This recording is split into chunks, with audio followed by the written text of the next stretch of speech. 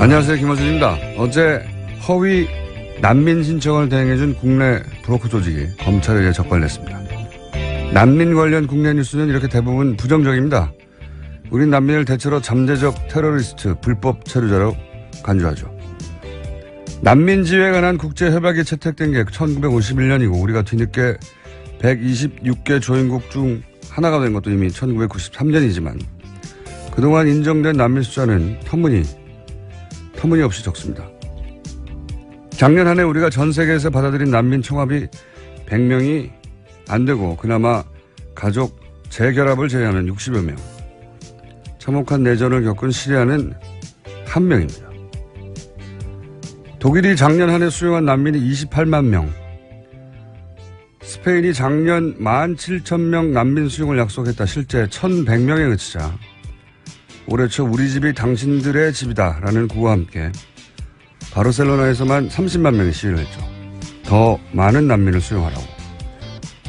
이 차이는 어디서 오는 걸까요? 독일이 시리아에 빚진 게 있는가? 오히려 시리아는 6.25 때 우리나라를 지원했던 국가입니다. 빚은 우리가 있죠. 그럼 돈 때문인가? 우리 경제가 독일의 28만 분의 1은 아니잖아요. 스페인보다 우리 GDP, GNI가 더 앞섭니다. 그렇다고 지리적 문제인가? 우리 인접국 난민도 우린 잘 안 받습니다. 이 차이는 어디서 오는 것인가? 우리도 세계 일부라는 연례식 자체를 배우지 못한 것인가? 우리 스스로를 여전히 약소 변방국이라 여기는 왜소한 자의식 때문인가? 나만 살면 된다는 정글 자본주의의 당연한 결과인가? 뉴스공장은 앞으로 이 질문을 끊임없이 던지고 그리고 그 답을 함께 찾아가 보겠습니다. 김어준 생각이었습니다.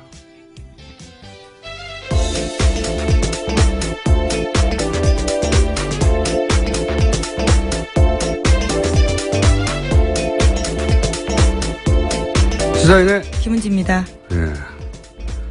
자, 오늘은 바빠요. 네, 빨리빨리 뉴스가 해보죠. 많습니다. 예. 첫 번째 뉴스는 네, 청와대가 또 박근혜 정부 문건 발견했습니다. 어제 500건 추가로 나와서 공개했습니다. 또. 네. 계속해서 나오고 있습니다. 예, 매일매일. 예, 청와대발 단독 특종입니다. 그 왜 중세 배경의 영화를 보면 성지하에 감옥이 있잖아요. 그걸 던전이라고 하거든요. 예. 영화나 게임 보면 거기서 뭐가 끊임없이 나와요. 예. 던전 청와대. 예. 그렇게 불러야 되겠어요? 뭐가 나왔습니까? 네, 어제 내용들을 좀 일부 공개했습니다. 가장 눈에 띄는 것은 보수 농객 육성 프로그램 활성화 등 홍보 역량 강화, 보수단체 재정 확충 지원 대책, 상대적으로 취약한 청년과 해외 보수 세력 육성 방안과 같은 내용들이 있었습니다. 또 박근혜 정부는 2015년 7월 달 이병기 비서실장 주재 수석비서관 회의에서 신생 청년 보수 단체들에 대한 기금 지원을 적극 검토하라고 지시하기도 했습니다.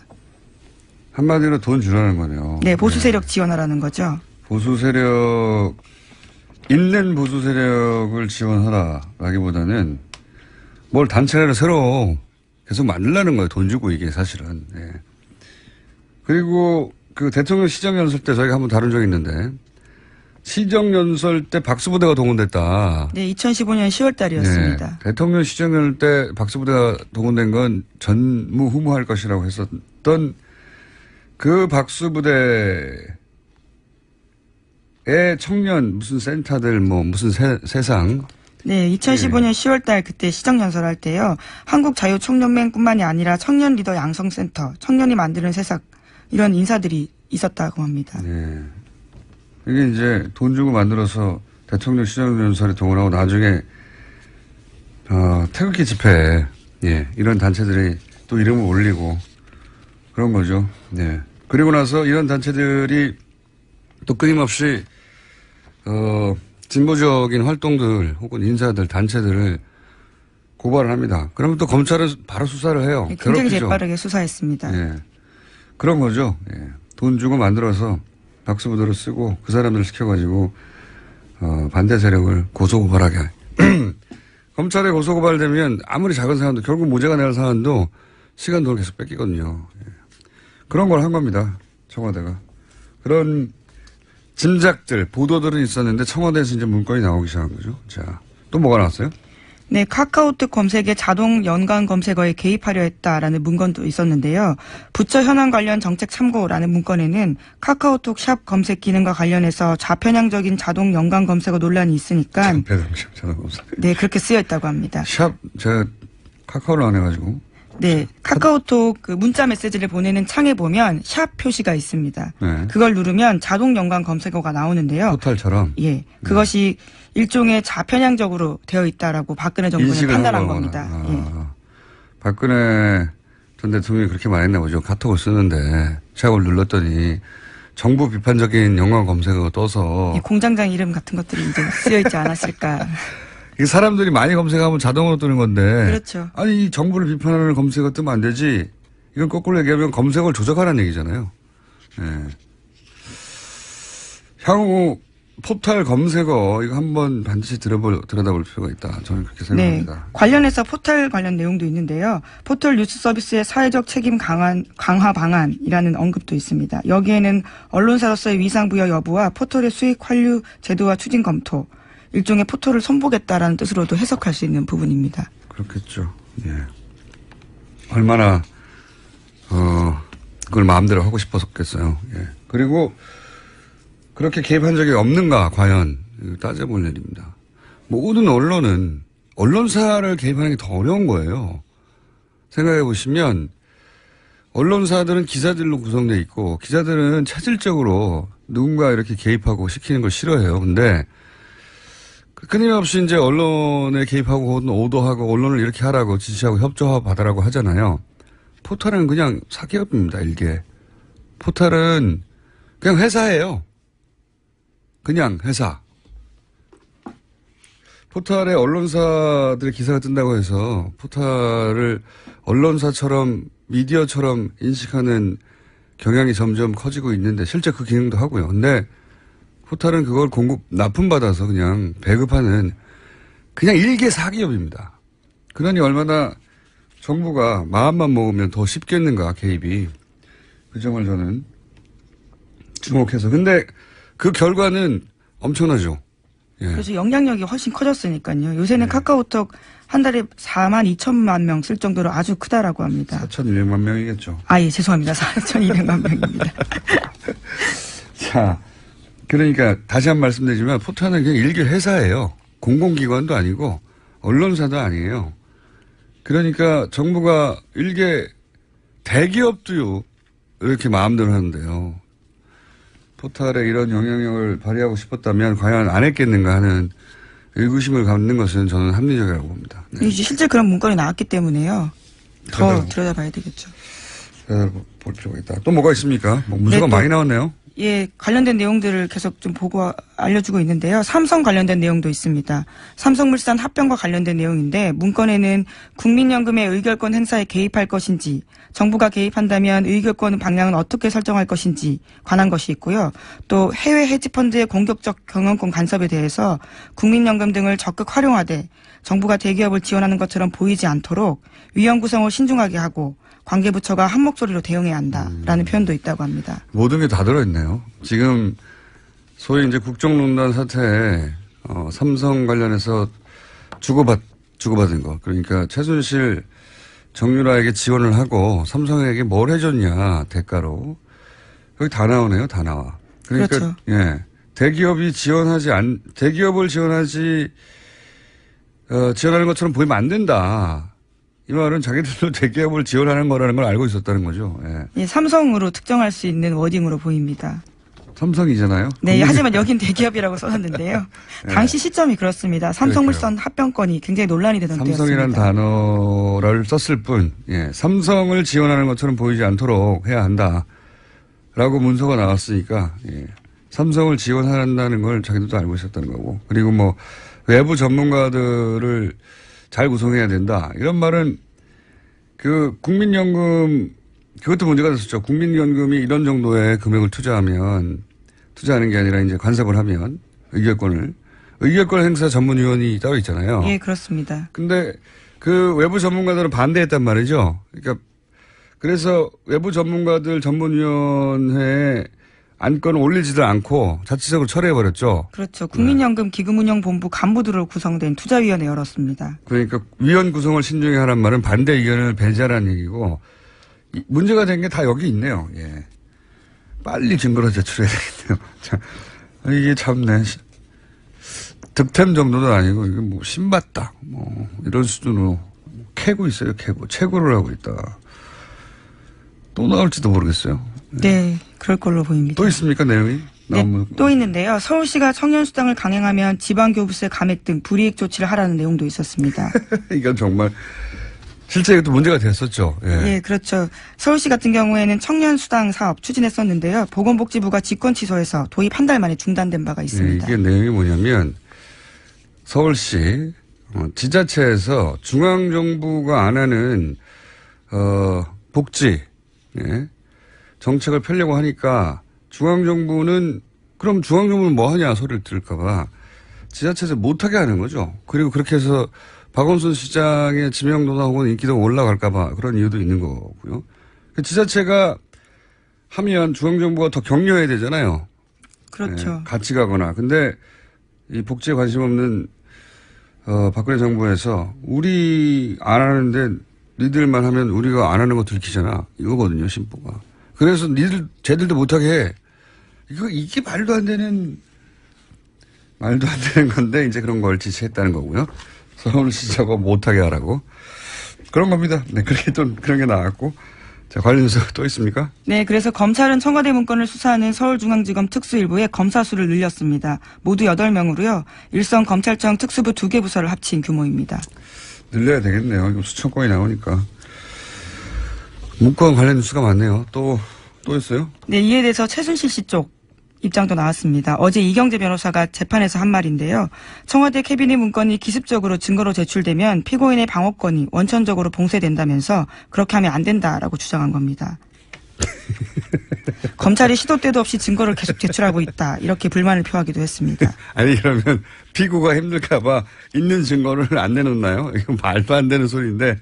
예. 그리고 방어권 방어하라고 변호사가 있는 겁니다. 그렇죠. 예. 피고인 방어를 위해서 변호사가 역할을 해야 합니다. 힘들어진다는 얘기기도 하고요. 예. 증거를 이렇게 많이 내면 어떡하냐 이런 얘기기도 하고요. 예. 당연히 증거가 있으면 추가 제출해야죠. 피고가 힘들까 봐 있는 증거를 내놓지 않는다는 게 말이 되나요? 말이 안 되는 얘기였고요. 자, 한 2분 내에 저희가 오늘 게스트가 많기 때문에 2분 내에 제목 싹 스크린하면서 지나가죠. 예, 그러시죠. 어제 정부 조직 개편안 통과했습니다. 국회를 통과했습니다. 그래서요, 미래창조과학부는 과학기술정보통신부로 바뀌었습니다.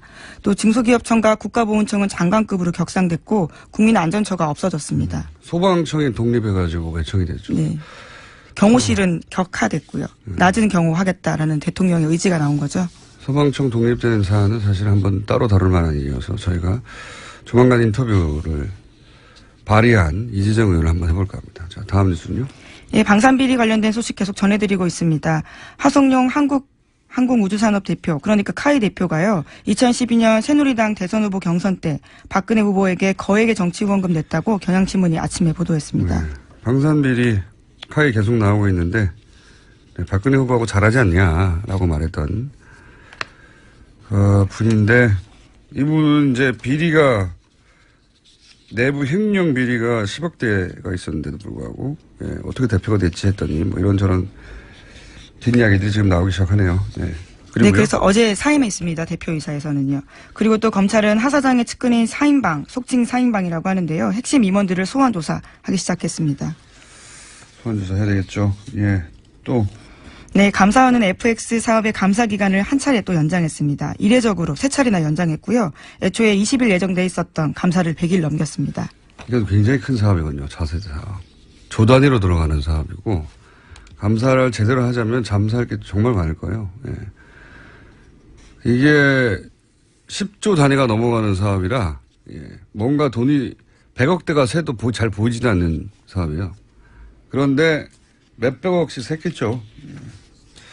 그리고 그 새는 곳이 다 국내도 있지만 해외도 많아요. 해외로 돈이 나가는 사안까지 체크하려면 감사 기간이 길어지겠죠. 예. 하나 정도 더 하고 지나갈 것 같습니다. 네, 판사 블랙리스트 의혹 규명을 요구하면서 현직 부장판사가 사표냈습니다. 최한돈 인천지법 부장판사인데요. 전국 법관 대표회의에서 판사 블랙리스트 등 조사하기로 한 현안조사위원장이었는데요. 이번에 사표를 낸 겁니다. 그렇군요. 이 사안은 저희가 현직 판사님 한 분을 저희가 3부에서 현직 판사, 전직 판사들은 저희가 국회의원이나 또는 백수로 계시는 이정열 판사님이나 아니 사무장이신데요. 판사로 나와서 변호사를 안 하면 백수라고 쳐야 됩니다. 네, 어쨌든 많이 모셨는데 현직 판사를 저희 라디오에 모시는 건 처음입니다. 굉장히 이례적인데 차상환 판사님을 저희가 3부에서 모시기로 하겠고 오늘은 여기까지 하겠습니다. 자, 인사하기 전에 미니 인터뷰. 원래 저희가 금요일에 쇼미더머니, 안원구 전 대구청장님과 함께 하는 쇼미더머니 시간이 있는데 지금 이제 안민석 의원하고 유럽에 가 계시거든요. 예. 그 비자금 추적 때문에. 그래서 미니 인터뷰를 짧게 하려고 이렇게 급하게 달려왔습니다. 여기까지 아저씨 사인의 김은지였습니다. 감사합니다. 자, 이미 연결돼 있군요. 예. 최순실 해외 도피 재산 추적을 위해서 유럽을 방문 중인 우선 왜 안민석 의원님을 연결하죠? 안원구 청장님 얘기인데 안민석 의원님이 지금 잠시 연결돼 있습니다. 안녕하십니까? 네, 대한민국 정치인 최초로 리텐슈테인 조세피난국이죠. 네네. 리텐슈테인을 방문한 안민석 의원입니다. 리텐슈타인입니다, 의원님. 슈테인이 아니고. 리텐슈테인. 네, 알겠습니다. 어쨌든 방문하셨군요. 굉장히 소국이죠. 지금 현재는 어디 계십니까? 지금 헝가리에 와 있고요. 아, 헝가리요? 제가 리텐슈테인 이야기를 드린 이유는 예. 여기서 이제 금융감독원 담당자를 만났는데요. 리텐슈타인에 전 세계에 블랙머니가 아주 숨겨져 있는 유명한 조세 피난국으로 알려져 있는데요. 예. 도대체 어떤 나라일까 참 궁금했거든요. 조그만 왕국이죠. 예. 왜 그렇게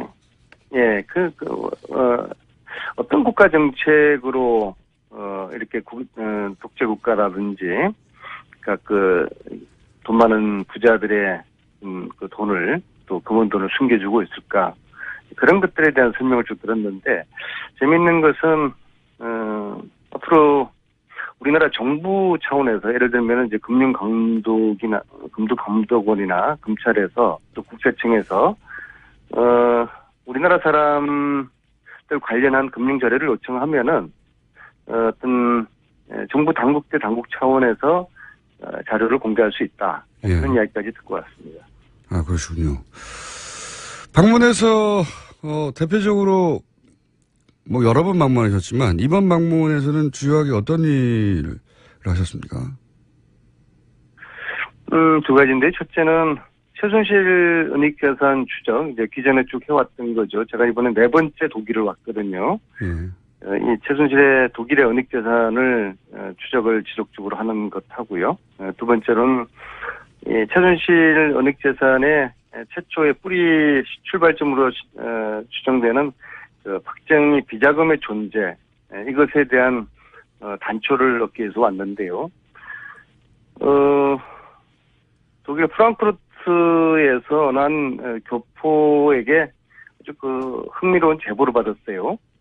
작년에 최순실 씨가 한국 들어오기 바로 직전이었던 것 같아요. 자기 식당에 최순실 정유라 애기 그리고 보모 요렇게만 또 운전기사 요렇게만 밤 늦은 식당 문 닫을 시간에 와서 지금 스위스를 다녀오는 길인데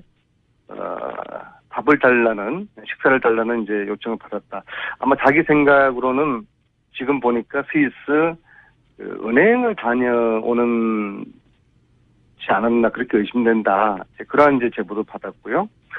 또 1976년도에 박정희 시대죠. 박정희 시대에 스위스의 외환은행 사무실이 개소됐다는 그런 이제 현지 교포은행가의 제보를 받아서 쭉 추적을 했는데 사실로 확인됐고요. 마침 이번에 스위스 쭈리히에서 그 외환은행 사무소가 있던 그 건물을 이제 확인을 했어요. 재미있는 것은 이 외환은행 사무소 76년도에 개소됐던 이 사무실 위치가 프레이저 보고서에 나오는 박정희 스위스 비밀 계좌가 있었다고 하는 유나이티드 뱅크 UBS 예. 거기와 도보로 한 5분 거리에 위치해 있더라고요. 가까웠다. 76년에 왜 사무실을 이렇게 개설했을까? 이거 좀 확인돼야 되고요. 이제 그래서 좀 이건 특별법 없이는 70년대 이런 사항을 확인을 정확하게 하기가 어려운 그런 이제 한계가 있죠. 그래서 특별법이 꼭 필요하다는 생각을 알겠습니다. 하게 되었습니다. 의원님, 네. 옆에 안한구 총장님 계십니까? 옆방에 있습니다. 아니, 원래 저희가 안한구 총장님과 통화하기로 했는데, 안민석 의원님과. 아니, 우리가 지금 네. 2,000km를 최순실 루트를 따라서 독일, 스위스, 리텐슈테인, 오스트리아, 헝가리 5개 나라 2,000km를 지금 달려왔거든요. 차와 기차로. 그래서 공장장도 우리 격려를 해줘야지 이렇게 웃으면은 이건 뭐 네, 고생하셨습니다. 하늘이 무너질 듯해요. 하늘이 무너질 듯. 그렇게 하시죠. 예. 웃지 말고. 예. 웃지 마. 자, 의원님 잠시 계시고요. 안한구 총장님 좀 바꿔주십시오. 총장님. 예, 안녕하십니까. 네. 저희가 총장님하고 통화하려고 했는데, 안민석 의원님이 많은 시간을 뺏었습니다. 지금, 최순실 은닉 재산은 어떻게 되어가고 있습니까? 찾으신 게 있습니까? 또 추가적으로? 예, 지금, 몇 군데 지금 확인이 되었고요. 근데, 요번에 이런 점은 이미 최순실 재산 일부가 예. 누수가 되고 있다는 정황을. 누수요? 예. 지금 우리가 현행 법상으로 범죄 수익으로 확정이 돼야 몰수를 할 수 있지 않습니까? 예, 예. 그런데 지금 최순실 재판이 지금 진행 중에 있고요. 예. 근데 현행법으로도 일단 확인되기 전에 예. 그런 정황이 있으면은 확정된 보존함이라는 그런 조치를 취해서 재산 누수가 되지 않도록 해야 되는데. 누수. 예. 새지 않도록. 예. 예. 새지 않도록 해야 되는데 이미 일부가 지금 정리가 되고 있는 정황. 예를 들어서 이미 밝혀진 그때 구매했던 호텔이나 이런 부동산이 있지 않습니까? 그 이전의 것 말고 국정농단 사태 와중에 밝혀진 그 호텔 같은 경우는 어떻게 됐습니까? 그래서 지금 그런 게 일부가 지금 팔렸는 것으로 지금 저희들이 확인이 되고 있고요. 팔아서 현금화를 했나요? 재산들은 현금화된 것으로 보입니다. 누구한테 팔았죠? 이 재산을 형성할 때 저희들이 추적해오는 그 부분들을 조력했던 그 팀들의 일부 회사에서 취득한 것이 아니라 지금 그러면 이는 되지 않았지만 그러면 그 말씀은 그러니까 페이퍼 컴퍼니가 중간에 많이 등장했는데 그 페이퍼 컴퍼니가 다시 최순실 씨 부동산을 사는 것처럼 해서 가져갔나요? 그렇습니다. 그런 주체들은 이 재산을 형성하는 과정에서 도와준 세력들이죠. 그러면 최순실 씨가 도로 가져간 거 아닙니까? 이름만 바꿔서? 뭐 그렇게도 볼 수 있죠. 그래서 이제 정확한 내용은 일단 조사를 좀 더 해봐야 되겠지만 그렇게 지금 추정이 되고 있습니다. 아하, 최순실 재산이 정리되고 있는 와중인 거군요. 그러니까. 네, 안 국장님, 저희들이 받았던 제보 하나를 소개를 해드릴 것 같아요. 독일에 있는 동포 여성분이요. 이런 제보를 저희들에게 합니다. 잠깐만요, 의원님. 이거 굉장히 중요해서 혹시 미리 잘 정리한다는 말씀하실 내용 아닌가요? 방송에 나오시려고 미리 이야기인데요. 아직 정리 안 된 채 터뜨리신 거 아닙니까? 아니요, 재산 처분하고 비슷한 이야기인데요. 저희들이 받은 제보가 프랑크푸르트의 안 여사라고 하는 분이 자기가 최순실에게 월급을 받고서 어떤 그 가게에서 일을 하고 있다. 네. 그런 제보를 이제 해서 그 안 여사를 찾아가라. 해서 네. 이제 저희들 쭉 추적해서 그 이제 근무를 찾았는데 그 안 여사가 근무했다는 그 근무는 이미 다른 회사가 들었었어요. 예. 그래서 아마 페이퍼 컴퍼니를 이용해서 어떠한 사업을 했던 것으로 생각되는데 이 방송을 들으시는 독일 프랑크푸르트에 계셨던 안 여사라고 하시는 분요. 이미 지금 귀국을 했습니다. 국내 한국에 계실 걸로 추정되는데요. 예. 안 여사님은 저희들에게 연락을 해주시면은 최순실의 또 페이퍼 컴퍼니 한 부분을 정확하게 밝힐 수가 있습니다. 알겠습니다. 예. 방송을 지금 스피커로 쓰시는 거군요. 지금 방금 제보자를 찾는. 예. 알겠습니다. 다시 의원님 들어가시고요. 다시 안한구 청장님께 한두 가지 여쭤보겠습니다. 네. 이번에 프레이즈 보고서에 등장했던 은행 근처에서, 지난 시간에서 다뤘던 유경수, 여사의 사촌 오빠가 지점장으로 근무했던 스위스 은행, 외환은행 지점, 예. 혼자서. 그러다가, 그러니까 유럽 기업과 거래가 없던 70년대에 만들어졌다가 유럽 진출이 활발해진 2000년대에 들어서는 오히려 폐쇄한, 예. 의혹이 드는 지점, 그 지점에 가보셨나요? 예, 그 위치를 아까 안 의원님 말씀하신 네네. 그 5분 거리에 있다고 하는. 스위스 유니온 뱅크와 그 크레딧 스위스 은행이 같이 있거든요. 예.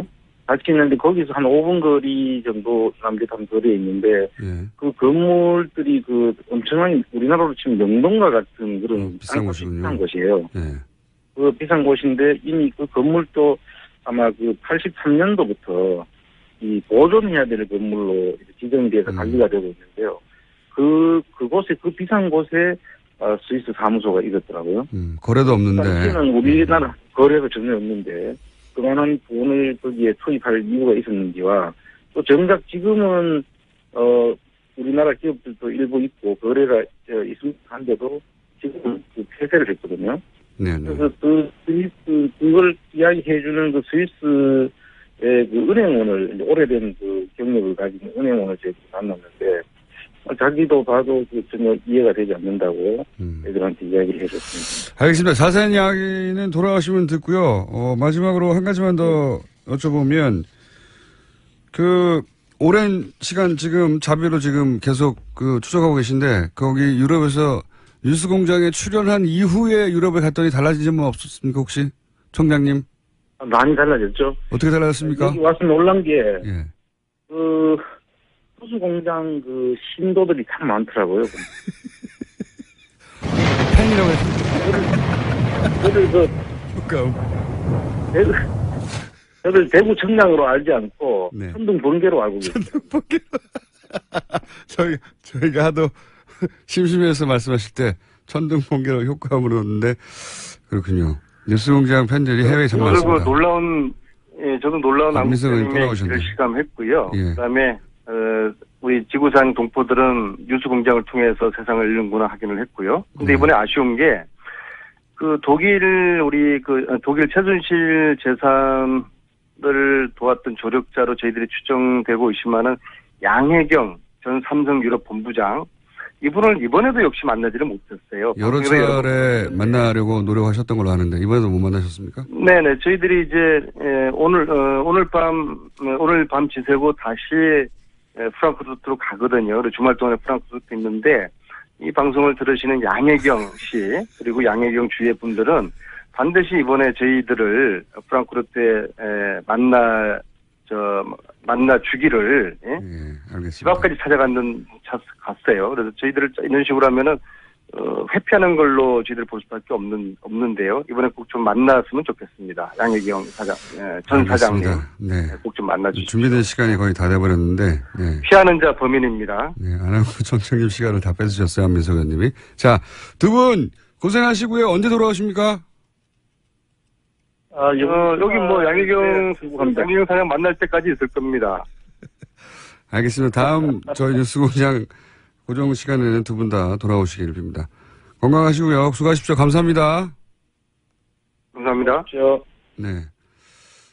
네, 안원구 전 청장님한테 자세히 얘기를 들으려고 했는데 안민석 의원님이 시간을 다 뺏었습니다. 네, 두 분만 남았습니다. 요즘 연일 문건이 청와대로부터 나오고 있습니다. 특종을 청와대가 계속하고 있는데요. 자유한국당은 박수현 청와대 대변인을 고발했습니다. 자, 여야 이 문건에 대한 입장이 다른데 저희는 여야 입장이 아니라 전문가의 입장을 한번 들어보려고 이소현 기록학회 회장님 스튜디오에 모셨습니다. 안녕하십니까? 안녕하세요. 예, 기록학회도 있군요. 기록학회하고 기록관리학회 두 학회가 양대학회라고 일컬어지고 있습니다. 하는 일은 똑같나요? 기록학회는 저는 뭐 문헌정보학 전공한 사람이지만 역사학 전공하신 선생님들이 좀 많이 계시고 기록관리학회는 문헌정보 쪽 선생님이 많이 계시고. 네. 알겠습니다. 양대학회 중에 한 군데 회장님을 저희가 스튜디오에 모시는데 자 이제 이거부터 여쭤볼게요. 이런 기록물에 대한 경험과 사례를 많이 들어보실 테니까 청와대에서 이전 정부의 문서도 계속 나오잖아요. 이거 가지고 이제 뭐 처음에는 의인이 남긴 것이다. 그렇게 생각하는 사람들도 꽤 있었는데 그러기에는 너무 많은 문서가 너무 여러 곳에서 계속 나와요. 이걸 가지고 그래서 무슨 음모론적인 차원에서 접근하는 사람들도 있고요. 이렇게까지 많이 남길 수가 있는가라는 사람들도 있는데 우선 기록물을 많이 다뤄본 분으로서 이럴 수도 있습니까? 이런 사례들이 있어요? 공공기관에서 예전 문건들이 막 나온다든가? 서울시에서 서울시청사 레노베이션 하면서 직원들이 다 임시공간으로 옮기고 나서 기록연구사하고 학예연구사 서울역사박물관 학예연구사 두 명이 2인 1조로 이제 전체를 턴 적이 있는데 조선 총독부 시절 문서부터 나왔습니다. 조선 총독부 1933년 조선 하천조사연표부터 나왔어요. 그러니까 사무실마다 캐비넷 같은 것들이 항상 거기 있지만 항상 거기 있어서 벽처럼 보이는 가구가 하나씩 있는 거예요. 그렇게 그게 하나 있었고 그래서 세종시로 이제 공공기관 이전할 때는 아예 작정을 하고 이관하는 곳에 이제 이때는 중앙부처 중심으로 처음에 그 기록물 관리 연구사들이 다 배치가 된 상황이었으니까 이런 걸 다 알고 다 사무실 직원들 이사한 다음에 다 털어갖고 또 엄청난 거 많이 찾아냈죠. 아하. 이거는 흔한 일은 그러니까 매우 드문 일은 아닌데 이제 이 사실에서 우리가 알아야 될 것은 근데 이제 기록연구사들이 매년 일을 제대로 했다면 이게 매년 털어졌어야 되는 거예요. 처음 갔을 때 터는 거고 그다음에 매년 터는 거고 예를 들어서 부산시 교육청에서 2010년에 재헌의회 의사록이 나왔거든요. 그게 부산에서 나왔다는 거죠. 재헌의회 때. 예. 그러니까 1948년도 재헌의회 의사록이 국회기록보존소에는 없었는데 부산시 교육청에서 나왔단 말이에요. 그거는 이제 부산시 교육청에 기록연구사가 배치가 돼서 문서고랑 이제 이런저런 공간을 다 털어보니까 뭐가 나왔는데 이제 왜 거기 갔는지는 아무도 모르죠. 또 국회 직원이 뭐 6.25 때 정도에 그걸 들고 피난 갔다가 관공서 어딘가에 맡겼는데 그 건물이 뭐 이렇게 저렇게 기관이 옮기면서 교육청에 관할이 됐다. 이런 시나리오가 좀 가능한 상황이죠. 그러니까 지금 그 박근혜 정부 막바지에 문서를 대량으로 파쇄해서 그러니까 청와대 전 직원이 익명으로 이런 인터뷰를 했거든요. 우리가 다 파쇄했기 때문에 남아있을 리가 없다. 말도 안 되는 얘기죠. 저 같으면 가만히 있을 것 같아요. 네. 범죄 사실을 스스로 인정한 경우이기 때문에. 그러니까요. 자기들이 다 없애버렸는데 어떻게 남았지? 그러나 이런 사례는 굉장히 많다. 그러니까 아니 근데 그거는 처음으로 연구사가 배치돼서 털었을 때 이제 오래된 문서가 나오는 거고 연구사가 배치된 다음에는 이게 원래 학자들 사이에 제가 학문적 용어를 애써 보겠습니다. 네. 어쨌든 매년 한 번씩 그거 조사해야 돼요. 기록물 조사를 원래는. 사무실마다에 부서마다에 있는 기록관리 담당자라는 분들이 있어요. 업무는 딴 게 있지만 이제 서무처럼 그 업무를 맡는 분하고 기관마다 배치되어 있는 연구사하고 이제 팀이 되어서 매년 문서들을 정리해서 목록을 작성하고 폐기할지 보존할지 뭐 이런 거를 정리를 해야 되는데 청와대에서 참여정부 시절 문서까지 나왔다고 하잖아요. 그 얘기는 뭐냐면은 그 이명박 정부 때나 박근혜 정부 때 청와대는 기록관리 업무를 하지 않았다라는 증거다. 저희는 그렇게 받아들이고 있습니다. 전문가들이 볼 때 이거 일을 안 했구만 이렇게 했다고 볼 수가 없어요. 예. 그런데 지금 방금 말씀드렸지만 우리가 다 파괴했는데 있을 리가 없어라는 말이 이게 자기들이 불법을 한 걸 인정한 거 아닌가 싶은 생각이 드는데 맞지 않나요? 그러니까 약간 저는 좀 이해가 저라면 끝까지 말 안 할 것 안 말도 안할 같은데요. 것 같은데. 예, 이게 지금 공무원들이 업무를 수행하다가 뭐 벌을 받을 수 있는 그런 어떤 규정이 많지 않은데 네. 기록물 무단 폐기만은 그래요. 굉장히 큰 벌을 받게 돼 있어요. 대통령기록법에 따르면 대통령 기록물을 무단으로 파기하고 은닉하고 유출하고 막 이러면은 네. 그 7년인가요? 제가 어디 적어놨는데 엄청난 벌을 받게 돼 있는데. 어허. 그러니까 이게 예. 상충되는 주장을 하는 거네요. 그렇죠. 우리가 대통령 기록물을 다 파기할 수 있을 리가 없어. 네, 그거는 라는 주장도 하나 있는 거고 또 하나는 대통령 기록물을 그렇게 공개하면 어떻게 이런 주장을 동시에 하는 거 아닙니까? 공개하면 안 된다는 주장을 크게 하기 위해서 말하면 안 될 내용을 말하지 않았나라는 생각이 좀 듭니다. 그러니까요. 파기했다면은 대통령 기록물을 파기했다는 걸 인정해버리는 게 되는데. 그렇죠. 그래서 저희가 있을 리가 없다는 말을 하다 보니까, 그죠? 예. 네. 엊그제 저희가 이제 그 기록학회하고 투명사회를 위한 정보공개센터, 알권리연구소, 한국기록전문가협회 이렇게 네 단체가 국회에서 기자회견문 발표했는데 거기 요청하는 것 중에 하나가 이 무단 폐기했다는 직접 증거가 나왔으니까 수사하고 고발하라. 고발하라. 예, 그게 저희 요구사항입니다. 이거 그러면- 무단 폐기 굉장히 중요한 문제죠. 예.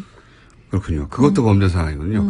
지금 이제 남아있는 문건들의 내용들이 이제 지금 각종 국정농단의 증거물로 쓰여질 수 있을 것 같다는 얘기도 한편으로 나오지만 또 한편으로는 파기했다는 사실 자체도 고소 내용이 되는군요. 예, 네. 저희 요구사항이 3개였는데요. 첫째는 이번에 발견된 기록들도 마찬가지고 황 권한대행이 이제 위임받아서 지정한 기록도 저희는 그거는 법에 근거가 없는 무리한 정도가 아니라 글쎄 법의 취지에 맞지 않는 잘못된 해석이라고 생각하고 있어요. 그 자체 지정해서는 안 된다고 보는데 그 기록까지 포함해서 이 모든 걸 다 공개하라라는 게 첫 번째 요구사항이었고요. 두 번째가 무단 폐기 조사해서 처벌하라. 세 번째는 이 이관 전반적인 진행되는 내용에 대해서 조사해서 또 조사하라. 이게 세 가지가 제대로 요구사항입니다. 되지 않았다 아예. 예, 이게 지금 지난 10년 동안 대통령기록법은 여러 가지 정치적 전쟁 상황 그렇죠. 속에서 아주 너덜너덜해졌는데 이번 일이 아주 뭐 총체적으로 난맥상을 다 보여주는 그런 일이라고 생각하고 그럼 있습니다. 지금 청와대가 자체적으로 이건 공개도 되고 이건 공개할 수 없고 뭐 이렇게 구분 작업을 진행하고 있는 것 같아요. 네. 그중에 일부는 이것은 지금 재판 진행 중인 사안으로 연결되니 검찰에 넘기기도 하고 이런 행위 전체를 지금 야당에서는 불법으로 보고 있지 않습니까? 학회에서는 어떻게 보고 있습니까? 이 대통령기록법의 1조의 법의 목적을 보면 국정 운영의 투명성과 책임성을 위해서 이 법을 제정했다라고 돼 있어요. 지금이야말로 박 전 대통령의 책임을 물어야 할 때인 거죠. 마침 또 법적 책임을 묻는 지금 단계에 와 있고요. 그러니까요. 근데 거기서 굉장히 중요한 단서가 되는 내용들이 나왔다는 거죠. 응? 그걸 이제 공개도 여러 차원이 있죠. 완전히 국민들한테 네. 이 또 학회장 같지 않은 말이라고 하시겠지만 까버릴 수도 있는 거고.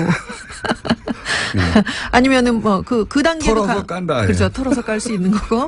그 다음에 뭐 법원에만 제출한다고 하는 거는 완전 공개하는 거랑은 또 아니죠. 별개의 문제죠. 그렇죠. 그러니까 지금 또 뭐 완전히 다 유출한 것처럼 주장하고 있지만 사실은 일부 법적 검토를 통해서 예. 공개에도 상관없다고 자기들이 판단한 거를 열고 나머지는 이런 게 있다라고 이야기한 거죠. 이거 유출이라고 말할 수는 없단 말이에요. 그러니까 네.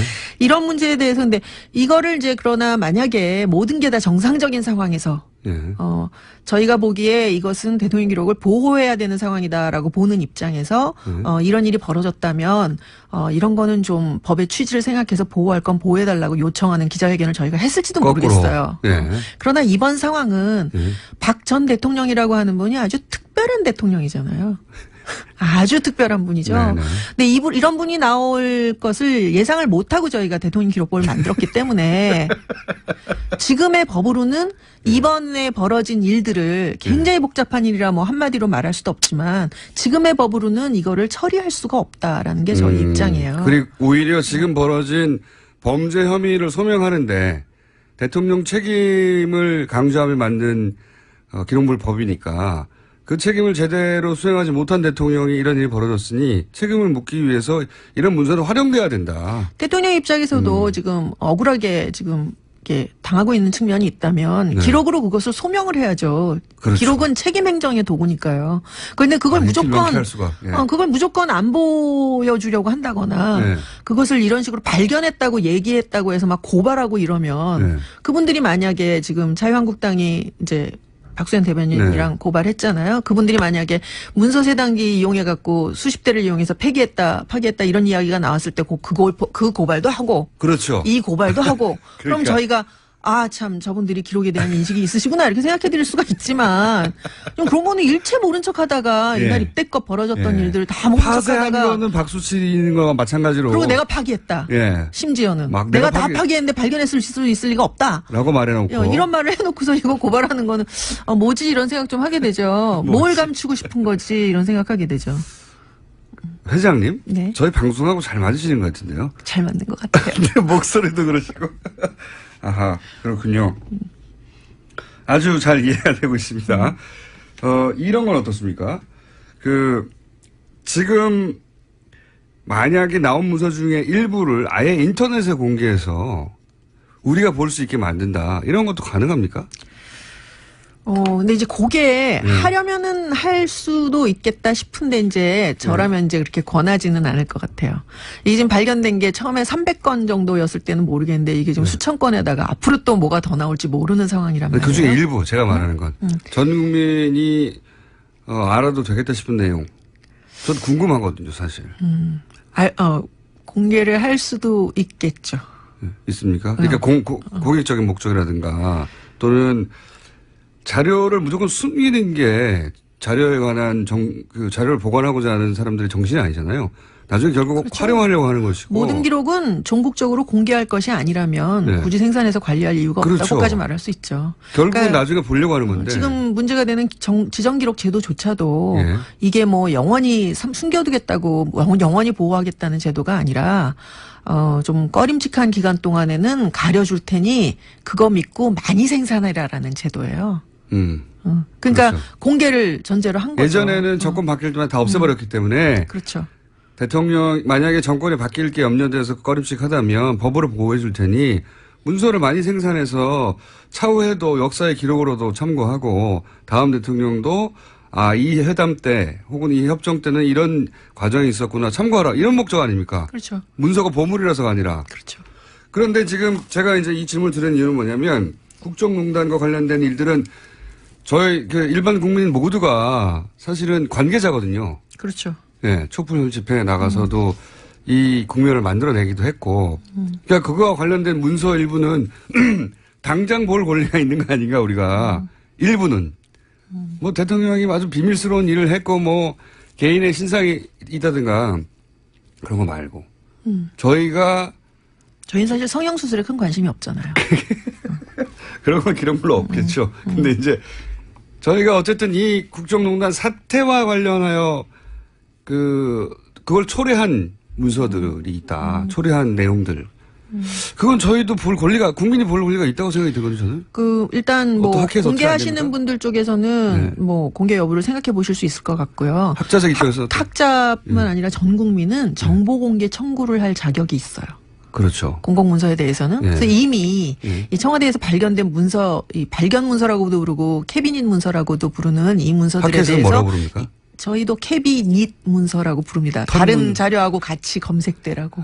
캐비넷 문서. 캐비넷이라고 하면 안 나올까봐. 그래요? 예.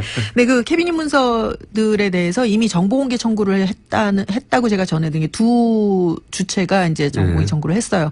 투명사회를 위한 정보공개센터가 했고, 그 다음에 그 송기호 변호사가 했다고 예. 또 들었는데요. 그럴 법한 분들만 했네요. 그렇죠. 뭐 다른 분들도 다 할 수 있으면 굉장히 예. 쉬워요. 클릭 몇 번이면 착 할 수 있는데 문제는 이제 그 청구를 받게 될 쪽이 아마 대통령 기록관일 것 같아요. 이관을 기록관. 했다고 예. 하니까.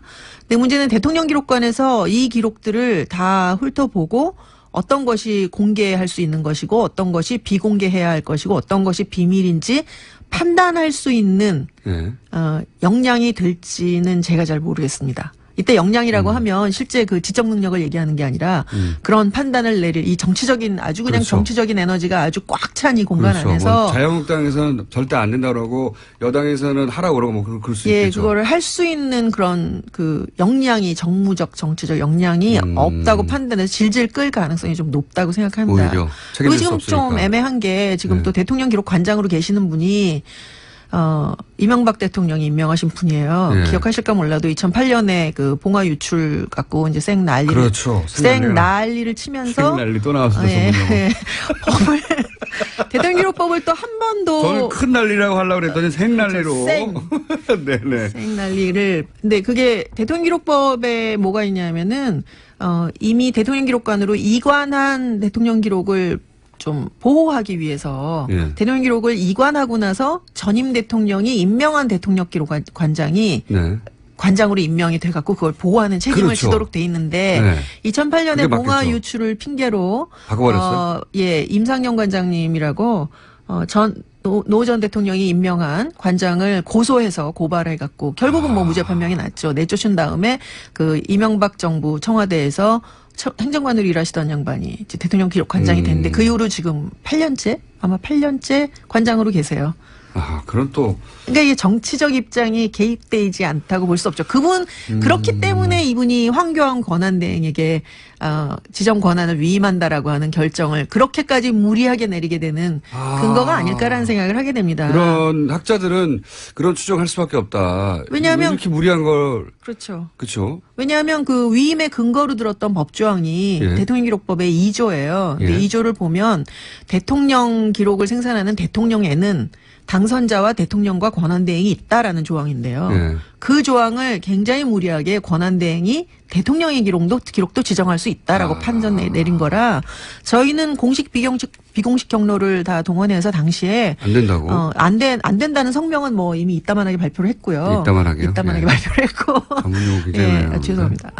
현직 교수님이시고 네, 학회 학회장. 회장님이시고 그렇죠. 하지만 저희 방송한테 굉장히 잘 맞는 분이셔서 제가 보기에는 저희가 고정 코너를 만들어야 될 것 같다. 이 기록물이 맨날 유출되는 것도 아닌데 어떻게 고정 코너를 만들까. 매일 아침 7시 반에 와야 되는. 근데 어쨌든 네. 예. 법적 유권 해석을 법제처 해석을 받으라고 했는데 그 말도 안 들으면서 굉장히 무리하게 진행한 거예요. 알겠습니다. 네. 오늘 여기까지 듣겠고요. 여야의 입장 말고 학자들 양대학회 회장님의 입장 이었습니다. 이수연 기록학회 회장님이었습니다. 감사합니다. 맞습니다. 3부에서 뵙겠습니다. 법원행정처가 판사 동향, 성향을 사찰한 블랙리스트를 작성했다는 의혹, 소위 판사 블랙리스트 의혹이 있었습니다. 네, 그 이후 사법부에서는 많은 논란이 있습니다. 이 문제 저희가 오늘 짚어보려고 하는데요. 현직이십니다. 현 전주지법 군산지원의 차성안 판사님 스튜디오에 직접 모셨습니다. 감사합니다. 예, 감사합니다. 좋은 기회 주셔서 감사합니다. 예. 네, 저희도 섭외하면서 현직 판사님이 나오실까 했는데 그러니까 나오셔가지고 저보고도 뭐 나가지 말라는 충고를 하는 분도 많았는데 그렇겠죠. 예, 그러니까 저로서는 이제 뭐 할 수 있는 것들을 다 했고 이제 그럼에도 불구하고 계속 추가 조사가 거부되는 상황에서 참 뭐 선택할 수 있는 것들이 참 많지가 않아서 아고라에도 뭐 청원을 이제 그러니까요. 아고라의 청원도 직접 하셨고. 저는 이제 전직 판사님들은 이제 정치인 될 걸 하면 제가 스튜디오에 모시거나 한 적이 많은데, 현직 판사님은 법복을 입으시고 이제 높은 데 계신 것만 뵙다 보니까 제가 피고로. 앞으로 법정에서 뵙게 될지도 모르니까 제가 정중하게 모시도록 하겠습니다. 뵙게 되면 제가 기피하도록 하겠습니다. 기피하도록 하겠습니다. 자, 우선 이 언론에서 이제 블랙리스트, 판사 블랙리스트. 사법부에서는 뭐 다른 용어로 부르겠지만, 블랙리스트라고 부르는 이 사건. 이 사건이 처음에 어떻게 시작됐는지부터 좀 설명을 해 주십시오. 그러니까 이제 항상 제가 3월 25일 그 국제인권법 연구회라는 그 판사들의 연구단체하고 그다음에 연세대하고 같이 개최했던 3월 25일 토론회가 있습니다. 네. 이제 행정처와 대법원장 입장에서는 되게 불편할 만한 그 제왕적 대법원장의 어떤 권한 분산이나 그다음에 비대화된 행정처를 뭐 다시 구성해야 된다. 이제 그런 민감한 내용들을 다룬 토론회인데요. 사실 그거를 막기 위한 게 가장 컸습니다. 예. 처음에 대법원장의 권한을 분산해야 된다. 그리고 사법행정처. 법원행정처가 이게 이제 문제가 많다. 근데 이제 그럴 경우에 현직 대법원장이 불편해할 그런 내용을 토론회를 3월에 열었다. 거기에 출발해요. 그런 다음에 무슨 일이 있었습니까? 그러니까 이제 그 토론회에서 또 하나 민감한 게 이제 설문조사 결과가 있었습니다. 설문조사. 그 법원 쪽 발표자의 이제 김 부장 판사님이라고 지칭하겠습니다. 그분이 그 전국 법관 3,000명, 그러니까 제가 알기로는 대법원장님 개인 메일까지 포함된 걸로 알고 있는데 대법원장과 대법관들까지 포함된 그 코트넷 내부 메일로 보내는 형태로 네. 3,000명에 대해 설문조사를 했는데 예. 그 내용 중에 예를 들어서 대법원장이나 사법행정권자의 네. 어떤 의중에 반하는 의사표시를 하면 인사상 불이익을 받을 것이냐고 생각하냐 이렇게 물어본 거에 대해서 뭐 80% 이상이 그런 위험이 있다라고 답변하기도 하고 또 뭐 대법원의 어떤 판결, 상급심 판결에 반하는 판결을 하는 경우 불이익을 받을 우려가 있다는 것도 뭐 40, 50 이렇게 나와서 사실 그런 거는 뭐 1, 2% 사실 나오면 안 되는 게 정상이거든요. 판사가 이제 자기 소신에 따라서 모든 걸 행동해야 되니까 예. 그런 결과가 이제 언론에 공표되는 거를 막고 싶으셨겠죠. 예. 아하. 그러니까 전국에 있는 모든 판사들에게 한마디로 말하면 대법원장 눈치를 보느냐. 예, 약간 뭐 예. 단순화하자면 예, 단순하자면 예. 이 그 판사님들은 단순한 문제를 굉장히 어렵게 하셔가지고 예. 제가 단순한 문제를 바꾸겠습니다. 예. 대법관 눈치를 보느냐 예. 판결할 때 예. 본다 80%. 아니요. 그러니까 판결할 때는 그러니까 40에서 50 정도가 이제 그런 절반 정도는 보고 그런데 그 결론으로 예. 혹시 본인이 불이익을 당할 걸 걱정하느냐가 80%라는 거죠. 그러니까 아니죠. 그러니까 아닙니까? 이게 이제 재판과 사법행정을 구분하셔야 되는데 예. 예를 들어서 뭐 상고법원을 도입하냐 마냐 이제 국민을 위한 재판제도를 개혁하는 거 예. 뭐 예를 들어서 뭐 좀 자극적인 이슈긴 한데 정관예우 관련해서 어떤 대책을 할 것인가 예. 이런 것들은 사법행정이라고 부릅니다. 행정, 재판에 행정. 영향을 미치는 중요한 행정이죠. 예. 그다음에 이제 저희가 재판이라고 부르는 건 판결을 하는 건데 네네. 두 가지를 나눠서 설문을 했습니다. 나눠서. 근데 전자는 80%가 약간 그런 눈치 뭐 비슷한 걸 뭐 판결을 제어한 법원으로서의 이제 일처리들, 예. 예, 행정 예. 이 부분은 눈치를 보느냐 눈치를 본다. 그게 이제 좀 높게 나왔고 80%가. 그리고 이제 재판 관련해서 상급심과 뭐 무관하게 계열 판사가 판결할 자유가 있는데 이제 그런 부분들에 대해서도 눈치를 본다. 예, 그러니까 만약에 이제 달리 판결한다면 불이익을 받을 우려가 이제 있다는 게 40~50%가 나왔습니다. 예. 그게 눈치 본다는 거잖아요. 뭐 표현은 뭐 알아서 하시기 바랍니다. 알겠습니다. 예. 이제 그런 결과를 공표하고 싶지 않았을 것이다 그 토론에. 실제로 그 이제 국제인권법 연구회 이제 기획팀장이었던 그 A 판사, 뭐 아주 훌륭한 판사인데요. 그 판사를 기획조정실의 요직 중인 요직입니다. 예. 이제 거기 이제 심의관으로 발탁을 해서 실제로 이제 그 양형실장이라고 불렸던 그 이상임위원이라는 역시 고등부장이신데요. 그분이 실제로 그런 얘기를 했다는 게 이제 나중에 밝혀졌습니다. 그러니까 3월 20일 토론회를 가급적 작게 그다음에 설문조사는 언론에 공표되지 않도록 그런 노력을 해달라. 그러니까 좀 이상하죠. 그러니까 그 행사를 주관한 그 기획팀장이면 핵심 사람인데 그 사람을 심의관으로 발탁해서 오히려 그걸 막는 일을 맡기려고 한 거죠. 예. 그렇군요. 그 행사를 조직한 핵심 인물을 좋은 보직으로 옮긴 다음에 예. 그 행사가 예. 작게 그리고 여론조사, 그 설문조사 결과가 공표되지 않도록 노력해달라고 했다. 예, 그게 사직서를 내게 된 원인 중에 하나가 됐죠. 예. 그럼 이 인터뷰를 했다는 것으로 불이익을 받을지도 모르는 판결은 아니지만 예. 불이익을 받을지도 모르는 생각을 염두에 두셨겠네요. 당연히 자동으로. 아, 이번에요? 예. 그래도 어쩔 수 없다라고. 제가 뉴스 공작을 죄송한데 제가 잘 들어본 적이 없습니다. 죄송한데. 근데 이제 나중에 너무 다행입니다. 예, 들어보셨으면 안 나왔을지도 몰라요. 네, 근데 나중에 뭐 이게 되게 다른 기존에 제가 이제 좀 뭐 출연하거나 기고했던 언론과 달리 달리. 좀 뭐 약간 좀 세다거나 아니면 알겠습니다. 예, 영향력이 이미 높다고 늦으셨고요. 했어요. 예. 이미 늦으셨고 예, 모른 채 섭외가 됐다고 제가 알겠습니다. 그러면 그런 일이 있었어요. 막아달라고. 예. 그 다음에 벌어진 일은 뭡니까? 이 블랙리스트 이야기는 언제 나오는 겁니까? 그러니까 이제 그 사단은 이제 그 뭐 이 판사가 예. 고민을 하다가 이제 나는 그런 일을 못 하겠다. 이제 사직서를 냈고 네. 그 다음에 이제 그거를 무마하면서 어떤 일이 발생했냐면 심의관 부임 발령 당일날 겸임 해제라고 해서 원래 법원으로 돌려보내는 인사명령이 났습니다. 네. 근데 그거는 사법부 역사상 제가 알기로 처음 있는 일이라. 어떤 의미죠, 그게 그러니까? 자른 거예요, 갑자기? 못하겠다고 하니까? 타협이죠. 그러니까 뭐, 그래, 사직은 좀 뭐, 무마하면서 네. 그럼 나는 이 일은 못하겠다고 하니까 어떻게 보면 또 본인 희망을 뭐 반영한 것도 있겠죠. 다시 돌려보낸 거지, 일선 재판으로. 이거는, 예. 그러니까 그런 부분이 저희가 잘 이해가 안 돼서 예. 무슨 일이 벌어졌는지 정확하게 느껴지지 않는 건데 그러니까 그걸 무마해달라고 했는데 예. 그분이 그걸 못하겠다고 하니까 못하겠다면서 사직서를 내셨죠. 사직서도 냈고 예. 그랬더니 그분이 좋은 보직에 갔지만 사직서 그 일을 하라고 저를 부르는 거라면 예. 저는 못하겠습니다. 예. 라고 사직서를 냈더니 예. 그래 알았어 그럼 잘라 이렇게 예. 된 거죠. 그러니까 잘랐다면 판사의 직을 잃었겠죠. 근데 네. 제 말은 업무를 그럼 네. 그래 행정처 심의관 일은 네가 싫으니까 하지 말고 네. 원래 법원으로 돌아가라. 왜냐하면 제가 추측하기로는 사직서를 냈다가는 그거 네. 자체가 하나의 또 스캔들이 될 수가 있어요. 사직을 받아주는 게 아니라 예. 보직을 해제하는 방식으로 그렇죠. 그래서 겸임 바꿔서 해제라고 부릅니다. 예. 그래서 겸임 해제. 예. 겸임 해제 같은 단어가 등장하면 무슨 일이 있어 느껴지지 않거든요. 예. 그런데 그분이 또 무슨 이 블랙리스트와 관련된 얘기를 하면서 이게 불거지기 시작한 거예요? 그러니까 이제 그런 이례적인 일이 나니까 네. 사실 뭐 판사 사이가 좁은데 다음에 소문이 났죠. 네, 뭐 그래서 그게 그런 이제 일이 처음 있는 거니까. 그게 이제 언론 기사가 됐고 거기서 무슨 뭐 그 약간 자극적으로 블랙리스트라는 표현이 나왔고 네.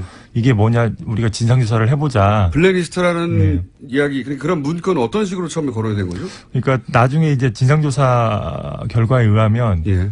이제 아까 말한 대로 이제 이 상임위원이라는 분이 양형실장이라는 분이 업무를 이렇게 뭐 얘기를 해주는데 3월 25일 토론회 말고도 여러 가지 얘기를 했는데 그 중에 하나가 그 나중에 이제 기획조정실 가면 거기 컴퓨터에 네. 비밀번호가 걸린 그 판사 뒷조사 파일이 있는데 네. 나중에 다 뭐 비밀번호 풀어서 열어볼 거 아니냐. 네. 너무 나쁘게 생각하지 말라. 이제 그런 얘기를 제가 들었다. 들었다는 거를 진상조사 과정에서 이제 진술을 한 게 뭐 밝혀진 거죠. 아하, 그러니까 이분이 이제 이렇게 된 거군요.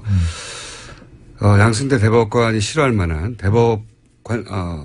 대법원장의 권한을 축소하고 그리고 법원 행정처, 법원 행정처가 좀 말씀하신 대로 내가 이 일 했다가 이제 보직에 불이익을 다는 건 아닐까? 이런 걱정을 하게 되는 대상 기구인데 그러니까 그 대법원장의 바로 직속 기구인 거죠. 그렇죠. 예. 인사도 관리하고 뭐 하는 승진도 관리하는 말하자면. 그런데 이제 그런 설문을 발표를 좀 축소하고 싶고 언론에 문제가 되지 않길 바라니까 그 회의 핵심 인물을 좋은 보직에 보내면서 야 그건 좀 잘 무마해봐 했는데 그분이 그럴 거라면 난 안 가겠다고 하면서 해지가 됐는데 근데 그 과정이 너무 이례적이라서 어떻게 됐는지 이제 파헤치다 보니 그분이 거기 가기로 결정돼 있을 때 거기 상관이 야 거기 가면은 컴퓨터에 뭐 뒷조사한 파일이 있는데 그거 놀래지 마.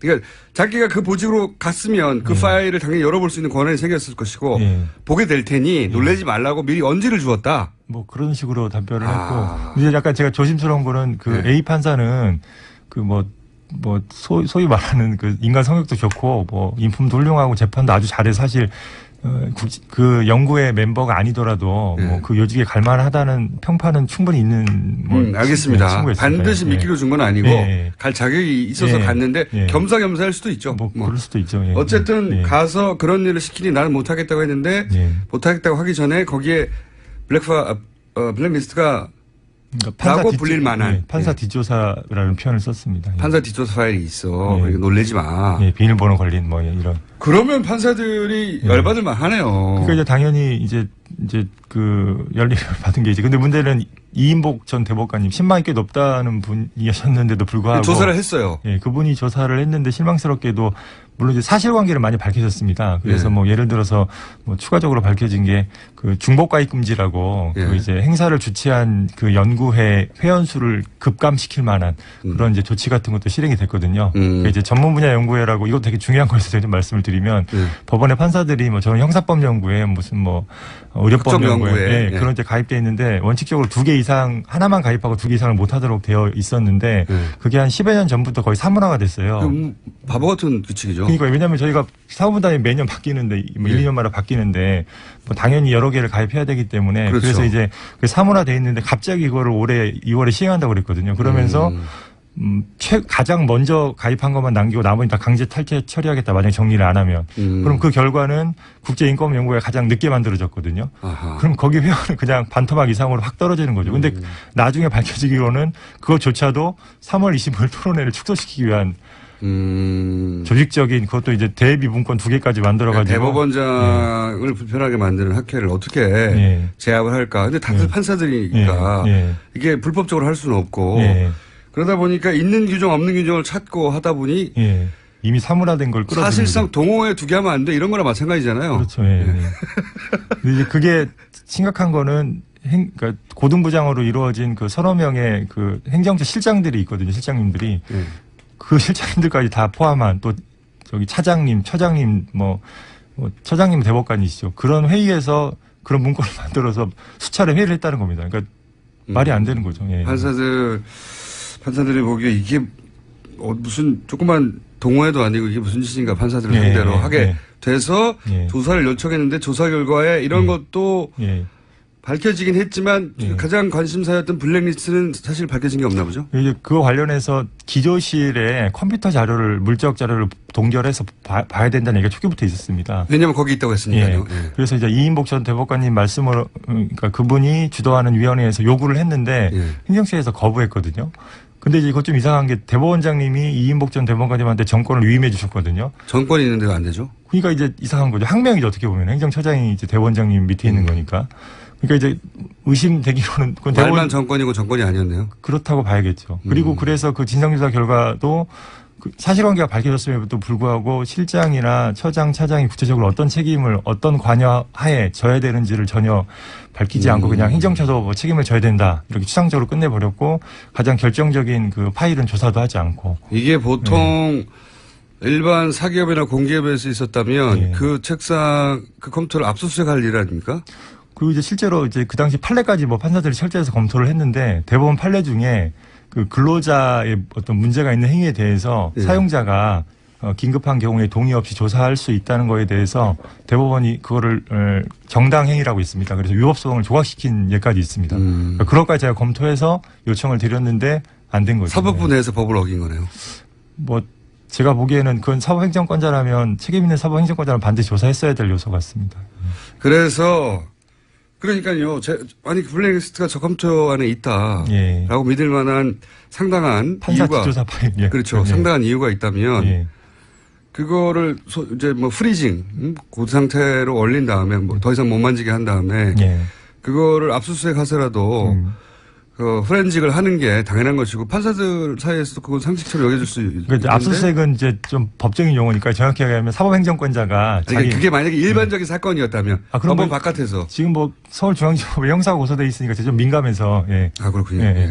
표현 저는 일반인을 기준으로 얘기하자면 바깥에서 벌어졌으면 압수수색할 만한 사안인데 당연히 조사했겠죠. 그렇죠. 그런데 거기서는 자체적으로 조사를 했는데 그 컴퓨터, 정작 그 컴퓨터를 조사를 못하겠다. 그래서 판사님들이 따로 모였잖아요. 전국 판사들이. 그게 1차 회의라는 거 아닙니까? 그죠? 맞습니다. 전국 판사들이 이게 이해가 안 된다. 이러면 안 되는 거 아니냐.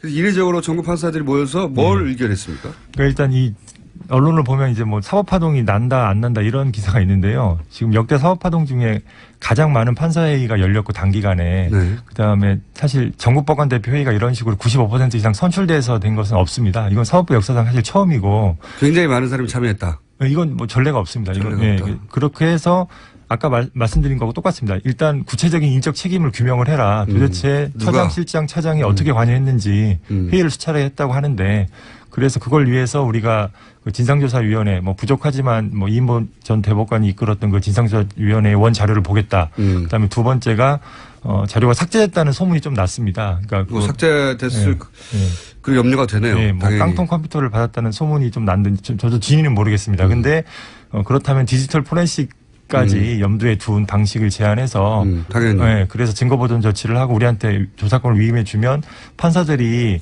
그 내용을 직접 보겠다. 그 위원들 몇 명이.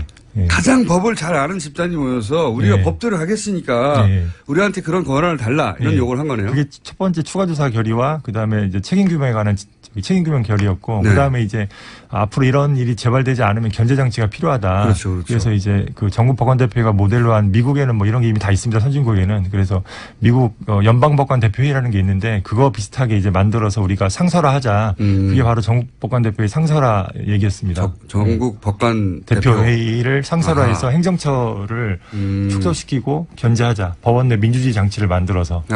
지금은 법원 행정처라는 게 뭐 대기업의 인사과 같은 거잖아요. 말하자면. 그렇죠. 그래서 거기서 이 사람은 진급을 하고 말고 다 결정하는 건데 그것이 어쨌든 법관들도 생활이다 보니까 그것이 영향을 미치는데 법관들은 판결을 해야 되는 사람이니까 어떤 외부 압력으로부터도 자유로워하는데 그렇기 때문에 그런 견제장치로 법관들이 모이는 대표회의를 만들어서 네. 그런 압력이 있거나 알게 모르게 하면 막도록 하는 네. 지금까지는 없었다는 거죠. 그게. 그렇죠. 예. 그래서 그건 지금까지 무조건 대법원장이 하고 싶은 대로 할 수 있었다는 거죠. 예. 그러니 그런 장치도 만들자 이런 회의를 했습니다. 예. 추가 조사해야 예. 된다. 그런 결과를 내서 그러면 양승태 대법원장에게 요구를 했겠네요. 그렇죠. 그것도 조사 좀 합시다 이렇게. 예. 예. 근데 이제 그 후에 이제 어떤 일이 있었냐면 그 전효숙 전 헌법재판관 역시 뭐 신망이 좋은 분인데 역시 그 신망이 얼마나 허망하다는 걸 제가 이인복 전 대법관님과 비슷하게 느꼈는데 거기서 이제 공직자윤리위원회라는 게 열립니다. 대법원. 예. 근데 그게 이제 신영철 전 대법관 기억하시죠? 네네네. 법관을 막 이렇게 촛불 재판에 이제 개입하고 배당에도 개입했는데 네. 법관을 마음대로 배정했던 네. 사람이죠. 그때 네. 어떻게 처리됐냐면 진상조사위원회 똑같습니다. 진상조사위원하고 그 다음에 공직자윤리위원회 열어서 여기서 구두경고를 요청하고 예. 그래서 구두경고가 끝났거든요. 사실 이건 탄핵이 구두경고. 될 만한 사유가 이렇게 정치 징계 하나 없이 끝났는데 이번에 똑같습니다. 진상조사위원회 하고 이인복 전 대법관님이 예. 그다음에 전혁 전 대법관님이 이끄는 대법원 공직자윤리위원회가 예. 결과를 딱 냈습니다. 마치 기다렸다는 듯이 내가지고 블랙리스트라고 불리는 그 의혹에 판사 지조사 파일에 대해서 아무런 언급도 하지 않았고 그다음에 행정처 실장들에 대해서는 면죄부를 줬고 그다음에 처장님 고영한 전 처장님에 대해서는 주의 촉구 구두 경고죠. 그것만 하면 된다라는 식의 어떤 방패막이의 결정을 내렸고요.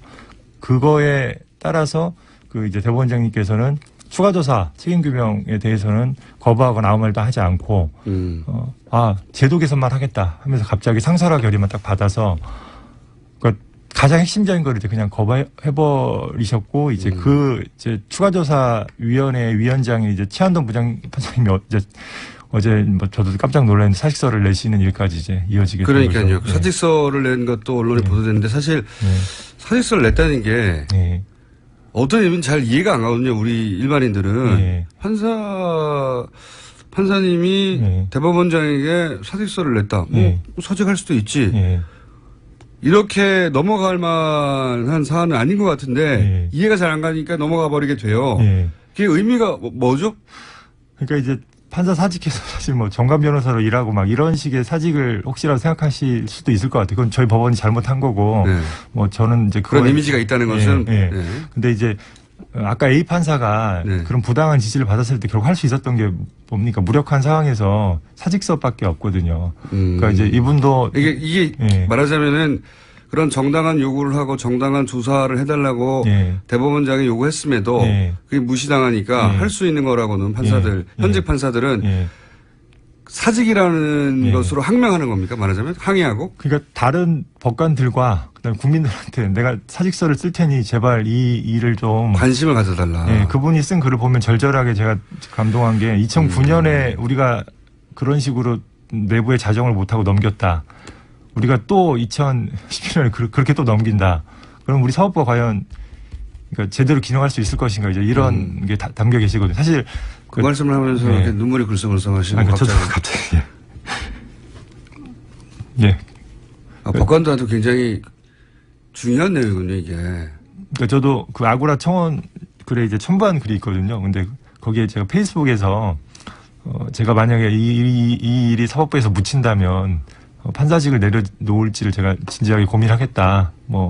이제 저는 결심이 굳지 못해서 또 안에서 계속 노력을 해봐야 되지 않겠냐라는 생각으로 이제 적어도 올해 말 내년 초까지는 계속 노력을 이어가야 된다고 생각을 해서 그렇게 썼는데, 그러니까 이제 어떻게 보면 이제 최한동 부장판사님 같은 경우는 저는 결코 나가서는 안 될 분이라고 생각하고요. 법관의 독립이 침해되는 상황에서 항상 중요한 역할을 해오셨고 이번에도 그렇게 하신 걸로 저하고 친분은 없습니다. 그래서 사실 대법원장님께서 그 사직서를 저는 받지 않으실 거라고 믿고 싶고 오히려 이제 이런 참담한 상황이 벌어지는 거에 대해서 다시 한번 숙고해 주시고 이런 추가 조사나 이런 부분들도 마음을 좀 돌리셔야 되지 않나 그런 생각이 그게 듭니다. 이제 일반인한테 잘 전달이 안 되니까 하도 답답해서 아고라 청원도 하신 거고 그렇죠. 하도 답답해서 이상한 방송에 섭외를 받았는데 이상한 방송 진짜 제가 듣질 않아서 잘 모르겠습니다. 죄송합니다. 다행입니다. 저는 다행이라고 생각합니다. 평상시 들으시면 안 나오셨습니다. 안민석 의원 방송 이렇게 들으시면 안 나오셨으면 좋겠습니다. 나와주셔서 다시 한번 감사드리고요. 이게 사법부 네. 가장 그러니까 입법 행정사법부 중에 그나마 가장 독립적으로 운영되는 거 아니냐. 네. 정치적인 영향하에 있지 않고라고 네. 생각하던 사법부도 사실은 결코 독립적이지 않고 사법부 내에서도 판사들의 성향을 조사해서 뒷조사를 하고 있었다면 이게 말이 되느냐. 도저히 참을 수 없다 판사들이. 그래서 헌정사상 가장 많은 사람들이 모여서 울분을 토하고 조사하라고 하는데 조사는 안 이루어지고 있고. 근데 일반인들은 모르고 일반인들은 모르죠 잘 무슨 내용인지. 그래서 답답해서 나오신 건데 그래서 국정조사를 요구하자는 얘기도 했다고 제가 들었어요.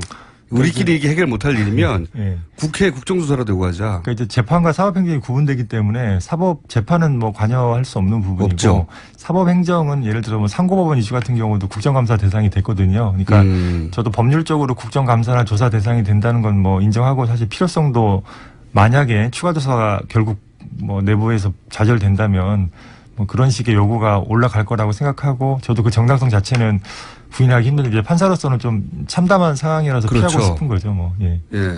3건 중에 하나인데 스스로 문제를 해결 못해서 입법부에다가 도움을 요청하는 거잖아요. 이 문제, 이 행정 문제 해결이 안 되니까 와서 해결해 달라고 굉장히 심각한 문제, 사법부가 굉장히 위기에 처해 있다. 이해했습니다. 이해했고요. 오늘은 여기까지 해야 될 것 같은데 저희가 이제 2차 회의가 있죠. 2차 회의 결과 또 양승태 대법관 어떻게 반응할지 모르겠는데 만약에 여전히 별다른 반응이 없으면 다시 한번 나와 주십시오. 고민해 보겠습니다. 그리고 이제 그 제도 개선도 분명히 중요합니다. 그러니까 뭐 법원장을 호선하거나 사무분담을 판사의 운영위원회를 뽑아서 하도록 한다든가 이제 뭐 고등부장 승진자를 없애다든가 이런 부분들에 대해서도 계속 관심을 가져주시면 감사하겠습니다. 알겠습니다. 그 전문적인 내용은 2차 회의 후에 대법원장이 받아들이지 않으면 그때 나와서 다시 한번 말씀해 주십시오. 하여튼 생각 적극적으로 고려하고 있습니다. 알겠습니다. 오늘 말씀 감사합니다. 지금까지 전주지법 군산지원의 차성한 판사였습니다. 감사합니다. 감사합니다. 불친절한 AS. 네, 방금 진행한 차성한 판사님에 대한 문자가 많습니다. 네, 힘내시라는 문자, 토닥토닥 한다는 문자. 사실 저도 듣고 깜짝 놀랐습니다. 네, 울컥하셔가지고 방송 중에 제 얼굴을 보고는 울컥하기 힘들거든요. 네, 말씀하시다가 동료 판사님이 사직서를 낸다는 그 절실함이 이제 갑자기 몰려왔나 보죠. 인상적인 인터뷰였고요. 오늘 첫 인터뷰에 반응도 많습니다. 오늘 기록학회 회장님 나오셨죠? 꼭 고정해 주세요. 턴다, 깐다. 현직 교수님이자 현직 학회 회장님으로서 표현력이 너무 와닿습니다. 고정 코너 만들어서 일제강점기나 재헌의회 의사록도 소개해 주시고 너무 재밌었습니다. 그리고 판사님 관련 문자가 계속 오네요. 목소리가 너무 사랑스러워요.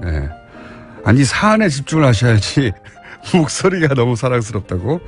아구라에 서명하러 갑니다. 판사님 울지 마세요. 판사님 이야기가 너무 어려워요. 전문 용어가 너무 많이 나와서. 판사님들끼리 사용하는 용어들이다 보니 단어가 턱턱 걸리긴 했습니다만 전체적으로는 이해가 되셨을 거라고 봅니다. 저희 방송보다 쉽게 이 사안을 다룰 수는 없습니다. 뉴스공장을 보다 보면 자꾸 공장장에 눈이 가는데 저는 변태인가요? 저는 남자인데. 자, 헝가리 사는 누가 멀리 사나 몰랐습니다. 헝가리 사는 정치자 마침 안민석 의원 오셨는데 반갑네요. 근데 요즘 최근 들어서 누가 너고 가깝나로 변질되고 있습니다. 꼴찌는 접니다 그러면서 베란다 문을 열면 TBS 건물이 정면으로 보입니다. 어제도 또 한 분이 가깝다고 하셨는데 누가 너고가 가깝나도 대결 중입니다. 불친절한 S 여기까지입니다. 뉴스공장의 영원한 고정입니다. 황교익 마클레임스 나오셨습니다. 안녕하십니까. 안녕하세요. 초기엔 저희가 이제 신화를 깨부신 역할을 많이 했는데 최근에는 바쁘고 불성실해져가지고 깨지는 신화가 잘 없어요. 별로 그렇게 열심히 나왔잖아요. 저처럼 열심히 나온 출연자가 없을 텐데. 굉장히 억울한 표정으로. 다른 얘기하기 전에 사실 이게 진행된 지가 한 몇 주 된 걸로 아는데 저도 안 들어가지고 네. 주말 특근이라고 저희가 있어요. 예, 저 한 번 했었어요. 네. 그게 이제 모르신 분들이 있을 것 같아서 제가 주중 방송에서 한번 알려드리는데 토요일 날 1시간 동안 네. 일주일간의 핵심적인 방송을 리바이벌을 하면서 저희 패널들이 직접 진행을 합니다. 이번 주는 제가 해요. 그러니까요. 예. 내일 직접 하신다면서요. 예, 그 재활용 방송이라고 볼 수 있죠. 주말 특근 예. 재활용 방송. 진행을 제가 하는 게 아니라 저희 패널들이 하시고 경쟁이 심합니다 이게. 그래요? 예. 제법. 그럼 굳이 제가 안 해도 되는데 다른 분들한테 양보할 수 있어요. 뭐 주말이라고 뭐 특별하게 출연료를 높여주는 것도 아닌 것 같고. 아직 모르셔가지고 주말 방송이 있는지 모르시는 분이 있는데 토요일 날 1시간을 한다. 그래요. 예. 그리고 그때는 제가 아니라 패널들이 직접 진행하면서 보통 저를 까죠. 자, 처음으로 고지합니다. 이미 진행하고 있습니다. 내일은 황교익 마칼럼니스트가 진말 특허를 진행한다고 하고 오늘 주제는 뭡니까? 뭐 지난주에 사실 삼계탕 이야기 하려고 나왔었는데 개고기 얘기만 하다가 네, 개고기 이야기 하려고 네. 했습니다. 또 내일 중복이죠. 네, 중복. 중복입니다. 그래서 그런데 왜 초복, 중복, 말복을 나눴을까요? 고기 먹자고. 굳이 세 번을 나눠가지고. 여름이 사실 길어요. 길죠. 우리 한반도 여름은 특히 습하고 막 기온 더 습해졌어요, 요즘은. 네, 막 축축 처지죠. 이럴 때, 복나라의 풍습들은 우리는 뭐 예전에 조상들이 뭐 속 걸어 놔놓고 뭐 개만 잡은 거로 이렇게 이야기하는데 그렇지 않거든요. 천엽이라는 게 훨씬 더 많았죠. 천엽. 네. 개울 옆에서 요즘처럼 뭐 물고기가 뭐 그렇게 귀하고 이러지 않고 그냥 물반 고기반이었을 때 그때 대충 물가에서 뭐 해작 끓이면 뭐 물고기는 상당히 많이 잡거든요. 그걸 솥에 넣고 우거지 시래기 넣고 된장 풀고 뭐 이 적당하게 뭐 있는 그대로 이렇게 넣으면 그냥 맛있는 이거 탕이 하나 되거든요. 그거 이제 훌훌훌 겨울 옆에서 먹으면서 일종의 피서하는 거죠. 그 긴 여름을 이제 3번 그 정도 이렇게 넘기면 또 농사하는데 좀 도움이 되고 뭐 이러니까 막 이게 3번 일부러 계기를 만들어서. 예, 그렇게. 중복이라고 해서 뭐 초복과 다른 것도 없는데. 그렇죠. 그래서 그 개고기가 강력하게 우리한테 머릿속에 이제 들어오는 게 이제 산업화 과정에서 아마 천엽이라든지 이런 것은 이제 뒤로 물러나면서 그게 조금 이제 눈에 보이기 시작했고. 또 해외에서도 뭐 비난을 많이 하고 예, 뉴스가 많이 그렇죠. 되고. 근데 보신당, 개고기에 대한 거부는 이승만 정권 때부터 있었어요. 그래서 뭐 기독교인들이 특히 했죠. 그래서 뒤로 자꾸 못 먹게 하니까 그 대체로 나온 게 이 삼계탕이에요. 아, 삼계탕이 이렇게 오래되지 않았습니까? 오래되지는 않았어요. 그러니까 복날에 닭을 잡아먹는 풍습은 옛날부터 있었던 거거든요. 네, 그런데 이 닭 탕에다가 그 삼계 인삼을 강조하는 삼자를 앞에 놓고 뒤에 개탕이라고. 저도 처음에는 숫자 3인 줄 알았어요. 인삼에 3인 줄 모르고 뭔가 3가지가 들어가나? 그래서 3개라고 했나요? 그렇죠. 이게 삼계탕이라는 이름으로 등장하는 것은 1970년대요. 그 이전에도 이와 유사한 음식이 등장하기는 하는데, 그때 이름은 개삼탕이에요. 닭이 먼저고, 인삼은 뒤죠. 그러니까 원래 이름대로, 그러니까 이 삼계탕을 보면 안에 인삼, 그 치꼬리만한 거 하나. 냄새만 나죠. 그렇죠. 냄새만. 달랑 하나 들었잖아요. 그게 인삼이 주재료가 아니라 보조재료죠. 네. 그 안에 들어가 있는 뭐 황기나 대추나 밤이나 마늘이나 뭐 그 정도의 역할밖에 안 하는 거거든요, 인삼이. 그런데 그걸 앞으로 삼계탕이라고 내놓기는 사실 마땅하지 않은 거죠. 근데 왜 70년대에 그게 개삼탕 3이 앞으로 나온 맞죠. 거죠? 인삼이 보양 음식으로 인식되기 시작하고 인삼을 대량 재배해서 민간에서 흔히 먹기 시작하는 그 시점이 1970년대입니다. 역시 또 산업화 그렇습니다. 상품화하고 연결된 거죠. 그렇죠. 근데 인삼을 재배하다 보면 그 뭐 3년간, 5년간 뭐 이런 것까지 빼내기 그 전까지 중간에 이렇게 솎아내야 되거든요. 처음에는 좀 많이 뿌렸다가 그래서 그 작은 거 1년짜리 이런 것을 미삼이라고 그렇게 이야기를 해요. 근데 이런 것은 별로 그 상품 가치가 없었는데. 채삼이 되지 못한. 그렇죠. 약한 놈들. 근데 이걸 그때 이제 냉장 유통하는 이제 시스템도 만들어져요. 그냥 수삼 상태로 여름에는 이렇게 운송하는 게 그냥 썩어버리거든요. 인삼이 의외로 수분이 많습니다. 잘 썩는군요. 그래서 뭐 근삼이나 홍삼 상태로 보관하고 유통을 했었는데 70년대 들어오면서 수삼 형태로 운송 보관이 가능해지니까 이걸 본격적으로 닭에다가 이걸 넣고 삼을 앞에 내세우자. 그렇죠. 그래서 그리고 인삼이 보양식에 굉장히 좋다. 그렇죠. 라고 신화가 만들어진 게 그렇게 짧습니까? 역사가? 뭐 길게 봐서 한 50년, 뭐 짧게 한 30년, 40년. 삼계탕은 적어도 막 2000년, 3000년 된 줄 알았더니 50년이네요. 예. 그 조선의 문헌에 삼계탕 이런 거 존재하지도 않고요. 그런데 그 닭을 구워서 먹는 탕이기는 한데, 그러니까 조선에 비해서는 사실 우리가 뭐 인삼 하나 들었다는 것 뿐이지 그렇게 맛있는 닭 음식으로 먹는 것은 안 해요. 음식이 발달한 건 아니다. 더 그렇죠. 고도화되고. 그렇죠. 세련되신 게 아니다는 거죠. 조선시대보다 오히려. 그 삼계탕 안에 뚝배기 하나에 닭 한 마리 달랑 들어가 있잖아요. 밥이랑 몇 가지 재료들. 닭 한 마리 뚝배기 안에 들어가는 닭 사이즈 그게 닭인가 하는 생각 한번 해보셔야 돼요. 작죠. 거의 병아리 단계에서 갓 벗어난 중닭 정도. 그 중병아리라 그러죠. 그 정도거든요. 저도 닭을 키워봐서 압니다. 한 20며칠. 애완동물 왜 그 삐약삐약 그 초등학교 앞에서 팔았잖아요. 보통 죽잖아요. 그렇죠. 제가 키운 건 닭으로 컸어요. 닭으로 컸는데 열심히 키우셨네. 제가 잡아먹은 건 아니고요. 사고사를 했거든요. 사고사를 해서 제가 묻어주려고 그랬는데 어머님이 끓였어요. 그거 드셔야죠. 눈물을 흘리면서 맛있게 먹었죠. 그 먹는 식용가충은 반드시 먹어야 됩니다. 죽으면 먹어야 됩니다.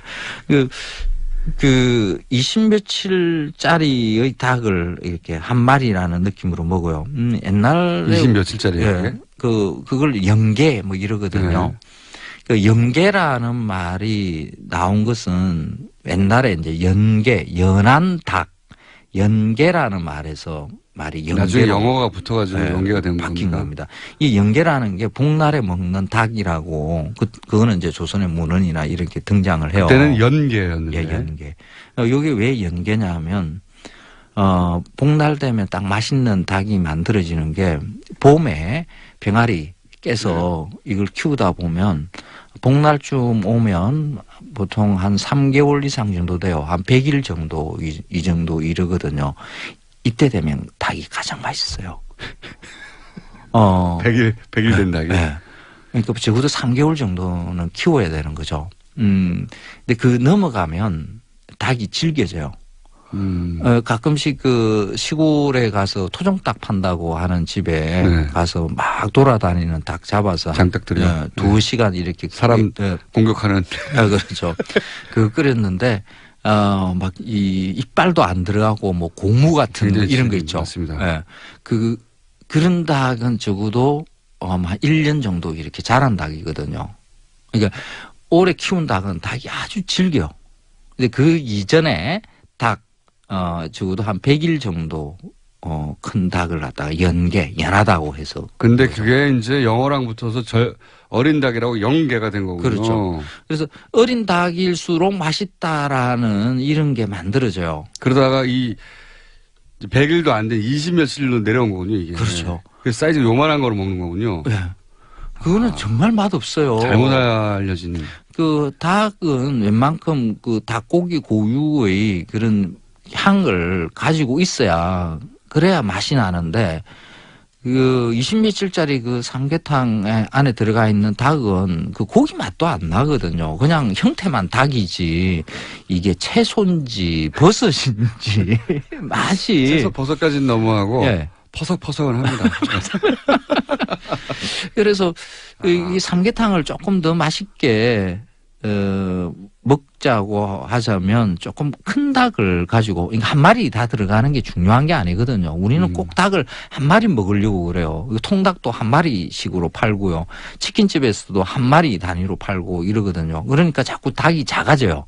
1인분을 한 마리. 1인 1닭 시대 뭐 이런 것들 이게 사실 닭을 맛없게 먹게 만드는 방법입니다. 그래서 우리나라 닭이 유난히 작았던 게 아니라 영계라는 단어에 영계가 맛있다는 잘못된 상식에 꽂혀서 닭이 채 자라지도 않았는데 잡아서 그렇게 된 거군요. 네, 그런 면이 있죠. 그래서 뚝배기 안에 들어가는 닭 사이즈로 우리가 뚝배기를 좀 키워야 되겠네요. 그럼 사람들이 여기 동동 떠 있으니까 그릇 사이즈에 비해서 그것도 한 방법이네요. 그러니까요. 국가에서 식약청이 어떻게 해야 됩니까 이거? 뚝배기 사이즈 지름을 정해주세요 국가에서. 굳이 한 마리로 먹겠다 이런 생각 좀 버리면 또 닭이 커질 수 있거든요. 그러니까 닭을 마리째 넣는 게 아니라 음식은 먹기 편하게 조리되는 게 가장 좋은 방법이거든요. 큰 닭을 삶아서 찢어서 알겠습니다. 이렇게 해서 그 연계가 잘못된 거다. 원래 연계에서 나오는데 그건 100일 정도 돼야 되는 거고 지금 연계라고 삼계탕에 팔리는 것은 20일, 30일밖에 안 되는데 그 맛이 안 난다. 그렇죠. 잘못됐다. 항상 궁금했던 게 있습니다. 이런 주제가 나오면. 삼계탕과 백숙의 차이가 뭡니까? 그 인삼 들어가고 안 들어가고 차이라고 볼 수 있습니다. 그거밖에 없습니다. 허무하네요. 실제 조리법은 똑같다. 그렇죠. 우리가 백숙 끓일 때 보면 뭐 황기, 대추, 마늘 뭐 기타 등등 그 안에 뭐 찹쌀 뱃속에 넣고 이렇게 해서 끓이지 않습니까? 닭백숙이라고 따로 부르는 이유가 그러면 뭡니까? 원래 백숙이라는 것은 그냥 깨끗하게 뭐 고추장이나 뭐 간장, 된장 같은 이거 장으로 고춧가루 이런 거 안 넣고 끓이는 게 이제 이렇게 하는 게 백숙이거든요. 그래서 삼계탕도 백숙이죠. 인삼 하나 들어간 백숙. 그러면은 백숙인데 거기다가 삼을 넣어서 삼백숙이 삼계탕이 된 건가요? 말하자면. 그렇죠. 뭔가 삼계탕 이러면 뭐 몸에 힘이 날 것 같고 이렇잖아요. 이름으로 먹는 거죠. 우리는 맛으로 먹는 게 아니라 그 음식에 붙은 말로 우리가 먹는 거라고 봐야 되는 거죠. 실제로는 똑같은 거다. 그렇습니다. 근데 게다가 삼계탕이라는 말이 나온 것은 70년대다. 2000년 된 게 아니랍니다. 허무하네요. 뭘 허무해요. 우리 맛있는 삼계탕 먹자고 하는 겁니다. 삼닭으로 쓰세요. 그러니까 인삼을 재배하는 그리고 인삼을 유통하는 업자들이 만들어낸 단어가 삼계고. 인삼 유통하는 업자라기보다는 식당 하시는 분들이 만든 말이라고 봐야 되겠죠. 삼이 저렴한 가격에 싱싱하게 많이 들어오고. 그렇죠. 그리고 삼이 좋다고 이제 인식을 계속 퍼뜨려 주고 있으니 그거를 넣은 음식이 잘 팔릴 거라고 생각해서 어느 순간 누군가가 시작했겠죠. 삼을 앞에 붙였더니 잘 팔리고 인기가 좋아서. 그렇죠. 그런데 그 인삼이 어떤 특정 효능을 생각하지 않고 향신 채소로 인식하는 그 방법으로 삼계탕은 괜찮습니다. 인삼 그 작은 미삼들 이런 거 많이 팔리잖아요. 굳이 삼계탕에 늘 생각하지 마시고 여러 음식에다가 한번 응용해 보십시오. 이게 씁쓸한 맛에 그 달큰한 향도 있고요. 인삼의 향이 그 다른 잡내들을 많이 잡아내거든요. 그래서 뭐 민물 매운탕 이런 거 끓일 때도 인삼 좀 넣고 괜찮고요. 그건 좀 안 맞는 것 같아요. 그 신맛이 좀 있는 거에는 인삼하고는 잘 안 맞아요. 그래요? 예, 다양하게 뭐 고기 좋아하시니까. 소고기 구울 때 옆에 인삼도 넣고 같이 굽고 이렇게 한번 드셔보십시오. 괜찮을 겁니다. 뒷부분 이야기는 그다지 쓸모없고요. 어쨌든 삼계탕에 대한 신화도 사실은 잘못 알려진 거네요. 근데 이렇게 따지고 보면 거꾸로 이제 알고 싶어져요. 다음 시간쯤이나 그 다음 시간쯤에 도대체 1000년 이상 된 우리 음식이 뭐가 있는지 지금 잘 먹고 있는 것 중에 그런 걸 좀 소개해 주셔야 될 것 같아요. 당군 그 할아버지가 먹던 음식 그 중에 지금도 내려오는 음식이 하나 있어요. 하나가 뭔가? 여름 음식이 있거든요. 그거 다음 시간에 이야기해 드릴게요. 네. 5000년 된 거 알려드릴게요, 이제. 몇십 년 된 거 말고. 지금까지 황교익 칼럼니스트였습니다. 감사합니다. 고맙습니다. 네, 차상원 판사님 악원에서 청원 중입니다. 관심 가져야 할 사안 같고요. 검색어도 1위네요. 김어준이었습니다. 월요일 뵙겠습니다. 안녕.